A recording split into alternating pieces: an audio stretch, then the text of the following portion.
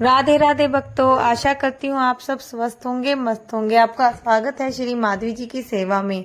आज मैं आपको सुनाने जा रही हूँ इंदिरा एकादशी की कथा। पितृपक्ष अर्थात आश्विन के कृष्ण पक्ष की एकादशी इंदिरा एकादशी कहलाती है। अन्य एकादशियों के व्रत के पुण्य से तो व्रत करने वाले को सर्व सुख और अंत में मोक्ष की प्राप्ति होती है, परंतु इस एकादशी का व्रत करने वाले के तो 7 पीढ़ियों तक के पितर तर जाते हैं। इंदिरा एकादशी का व्रत करने वाला स्वयं तो मोक्ष प्राप्त करता ही है, वह अपने सभी पितरों का उद्धार करके उन्हें भी दिव्य लोकों में प्रवेश का अधिकारी बना देता है।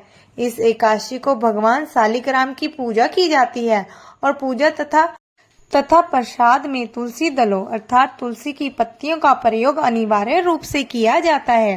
धर्मराज युधिष्ठिर ने पूछा, हे जनार्दन, आश्विन मास के कृष्ण पक्ष की एकादशी का क्या नाम है? इसके व्रत की विधि और फल क्या है? सो कृपा करके कहिए। कृष्ण ने कहा, हे राजन, इस एकादशी का नाम इंदिरा एकादशी है। यह एकादशी पापों को नष्ट करने वाली तथा पितरों को अधोगति से मुक्ति दिलाने वाली है। आप ध्यानपूर्वक इसकी कथा सुनो। इसके सुनने मात्र से वाजपेयी यज्ञ का पुण्य फल प्राप्त होता है। सदयुग में महिष्मती नाम की नगरी में इंद्रसेन नाम का एक प्रतापी राजा धर्म पूर्वक अपनी प्रजा का पालन करते हुए शासन करता था। वह राजा पुत्रों पौत्रों और धन धान्य से संपन्न तथा विष्णु का परम भक्त था। एक दिन जब राजा अपनी सभा में बैठा था तो आकाश मार्ग से महर्षि नारद उसकी सभा में आए। राजा उनको देखते ही हाथ जोड़कर खड़ा हो गया और विधि पूर्वक आसन में अधर्य दिया। सुख से बैठकर नारद मुनि ने इस राजा से पूछा, हे राजन, आपने 7 अंग कुशल पूर्वक तो हैं, तुम्हारी बुद्धि धर्म में और तुम्हारा मन विष्णु भक्ति में तो रहता है। देवर्षि नारद की बातें सुनकर राजा से कहा, हे देवर्षि, आपकी कृपा से मेरे राज्य में सब कुशल है तथा मेरे यहाँ यज्ञ कर्मादि सकृत हो रहे हैं। आप कृपा करके अपने आगमन का कारण कहिए। तब नारद जी कहने लगे, हे राजन, आप आश्चर्य देने वाले मेरे वचनों को सुनो।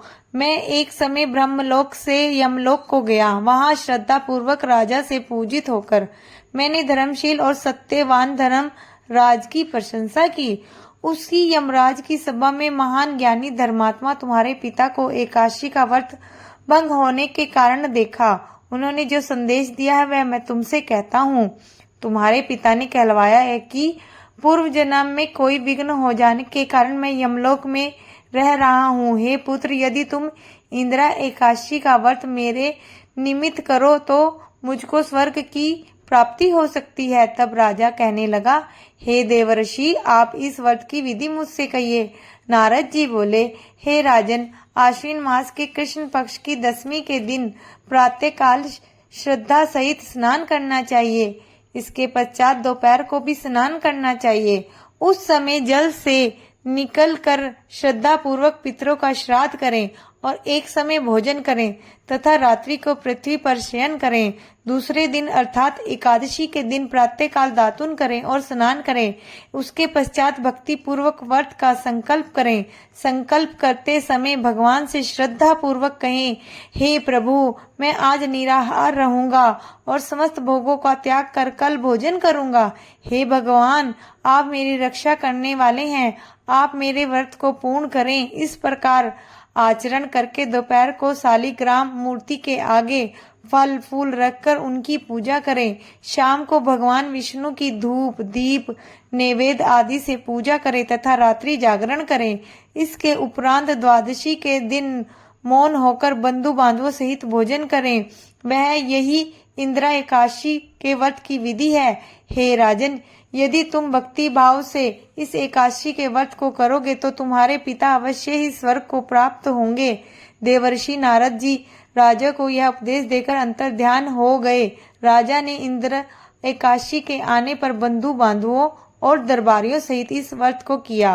व्रत के प्रभाव से आकाश से पुष्पों की वर्षा हुई। राजा का पिता यमलोक से गरुड़ पर चढ़कर स्वर्ग को गया। राजा इंद्रसेन भी एकादशी के व्रत के प्रभाव से इस लोक में समस्त सुख भोग कर अंत में स्वर्ग लोक को प्राप्त हुए। श्री कृष्ण भगवान ने अंत में कहा, हे धर्मराज युधिष्ठिर, यही इंदिरा एकादशी का महात्म्य है। इस कथा के पढ़ने से वह सुनने मात्र से ही समस्त पापों का नष्ट हो जाता है और अंत में स्वर्ग लोक की प्राप्ति होती है। भक्तों और पौराणिक कथाओं और व्रत की त्योहारों की कथाओं के लिए आप इस वीडियो को लाइक, शेयर, सब्सक्राइब करें और कमेंट बॉक्स में राधे राधे कर लिखें। बोलो जय श्री राधे।